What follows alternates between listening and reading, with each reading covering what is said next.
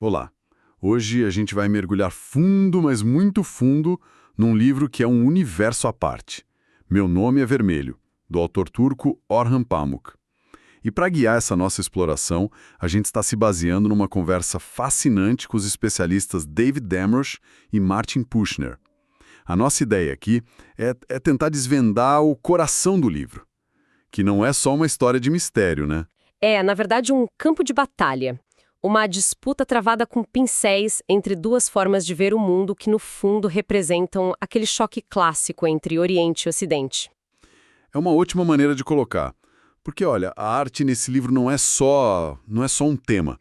Ela é a lente através da qual tudo é visto. O Pamuk usa essa rivalidade entre os pintores para fazer perguntas muito, mas muito maiores. Sobre identidade, sobre tradição e, principalmente, sobre algo que a gente quase nunca pensa. Como é que a gente enxerga o mundo? O livro questiona a nossa própria percepção. Exato. E para começar a desembrulhar isso, tem um detalhe da vida do próprio Orhan Pamuk que, para mim, muda tudo. Antes de sonhar em ser escritor, o grande sonho dele era ser pintor. Isso parece ser bem mais que uma curiosidade, né? Como que essa paixão pessoal dele entra na história? Ah, entra de uma forma visceral, absoluta. E não é só uma paixão antiga, não. Ele pinta até hoje. No estúdio dele, sabe, tem a mesa de escrita e do lado uma mesa de pintura. Faz parte de quem ele é. Mas, e aqui vem a parte que surpreende todo mundo. O interesse dele por essa arte específica do livro, as miniaturas otomanas, persas, não nasceu em Istambul. Espera aí, como assim? Eu sempre imaginei que fosse algo que ele, sei lá, cresceu vendo, que fazia parte da infância dele. É o que parece, né? Mas a história é bem melhor. Ele foi se aprofundar nisso, de verdade, no lugar mais improvável do mundo, em Nova York. Nova York. Em Nova York, na época, a esposa dele estudava História da Arte na Universidade de Colômbia e ele, que ainda não era famoso, conseguiu um passe para usar a biblioteca. Então foi lá, a milhares de quilômetros de casa, imerso na cultura ocidental, que ele mergulhou de cabeça nos manuscritos e nas tradições do próprio povo. Que coisa fantástica. É aquela história, né? Às vezes você precisa sair da ilha para conseguir enxergar a ilha. A distância deu para ele uma nova perspectiva sobre as próprias raízes. Exatamente. E essa é uma experiência que muitos artistas relatam, não é? Esse momento em que a distância te dá uma clareza, um novo olhar sobre a sua própria cultura. Foi esse mergulho em Nova York que plantou a semente para o conflito que define Meu Nome é Vermelho. E essa redescoberta é a chave, então. Porque ela alimenta o grande conflito do livro, essa batalha que eu mencionei. De um lado, o estilo tradicional de pintura otomana, do outro, uma novidade perigosa que vem da Europa, o estilo veneziano. Tenta explicar pra gente qual é a diferença fundamental entre esses dois mundos. A diferença é filosófica, quase religiosa. Ela está no propósito da arte. O estilo tradicional, o persa, por exemplo, a função dele é servir a um texto. Ele ilustra as grandes histórias que todo mundo já conhece, como o Shahnameh, o épico nacional persa. A pintura, nesse caso, é uma serva da literatura. Ela não quer ser a estrela. Entendi. Então a imagem só existe por causa da palavra que veio antes. Ela é um complemento. Perfeito. Ela representa heróis, cenas que o espectador já tem na cabeça. Por isso os pintores não se preocupavam tanto com o realismo. As figuras são tipos ideais. Você não reconheceria o herói na rua porque a identidade dele está na história, não no rosto. Já a pintura veneziana, a pintura veneziana que chega em Istambul é o oposto total disso. É uma bomba. Uma bomba. Por quê? O que ela trazia de tão radical? Ela trazia o indivíduo. O foco era no realismo, no retrato, na perspectiva. Uma pintura veneziana não precisa de um livro para se explicar. Ela se basta. Ela é o próprio espetáculo.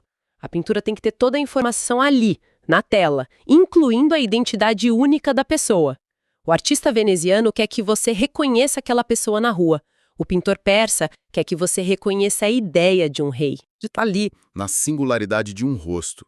A arte deixa de olhar para os mitos e começa a olhar para o ser humano. Exatamente. A perspectiva central que os venezianos usavam coloca o olhar de quem vê no centro de tudo.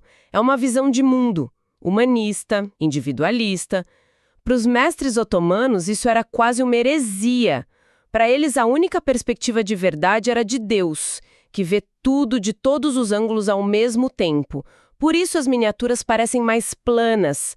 Não é falta de técnica, é uma escolha filosófica. E é aqui que a genialidade do Pamuk fica muito clara, porque ele não fica só na teoria. Ele nos dá um exemplo que é, assim, inesquecível. Tem aquele capítulo narrado por uma árvore, que começa "Eu sou uma árvore". Sensacional. E a árvore diz algo do tipo "Eu não quero parecer uma árvore de verdade". E aí vem o detalhe que mistura o profundo com o cômico. Ela tem medo de que, se parecesse real demais, os cães de Istambul viessem urinar em mim. O que ela quer não é ser uma árvore, mas representar o significado de uma árvore. E essa frase, nossa, ela resume toda a briga filosófica. A arte tradicional que a árvore está defendendo busca essa qualidade abstrata, a essência, o ideal. Alguém na análise usou um termo ótimo para isso. A arvoreza. Não é sobre pintar esta árvore com o galho quebrado, a folha amarelada. É sobre pintar a ideia universal de árvore. A alma da árvore, digamos assim. Uau! Então a árvore não quer ser um objeto, ela quer ser um conceito, quase platônico. Enquanto o pintor veneziano estaria lá obcecado, tentando capturar cada detalhe da casca, a sombra exata. Exatamente. O veneziano diria: preciso que esta pintura seja tão real que um pássaro tente pousar nela. E a árvore, representando a tradição, responderia: Deus me livre, eu não sou um objeto mundano para pássaros e cães. Eu sou um símbolo da presença divina na Terra. É a diferença entre representar a coisa em si e a ideia por trás da coisa. Um conflito gigantesco. Fica muito claro, então, que esse debate todo sobre pinceladas e a alma de uma árvore é uma grande alegoria. Essa guerra artística é, na verdade, uma metáfora para algo muito, muito maior. Sem a menor dúvida, o Pamuk está pegando o grande dilema da Turquia moderna. Essa tensão constante entre Oriente e Ocidente, entre tradição e modernidade. E está encenando isso no século XVI. É um tema que percorre toda a obra dele, mas aqui ele encontra a metáfora perfeita.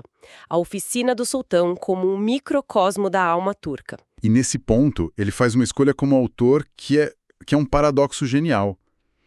O livro inteiro é sobre o poder da imagem, sobre a beleza das pinturas, mas a gente nunca vê nenhuma. É a grande virada conceitual. Pensa só. Um livro que descreve pinturas com uma paixão, um detalhe que você quase consegue ver, mas elas nunca estão lá. Tudo é construído com a ferramenta que seria secundária, né? A palavra escrita. Mas isso é quase uma sabotagem. Um livro sobre o poder da imagem sem imagens. O que ele está querendo dizer com isso? Que no final das contas a palavra sempre vence? Responde de forma fácil.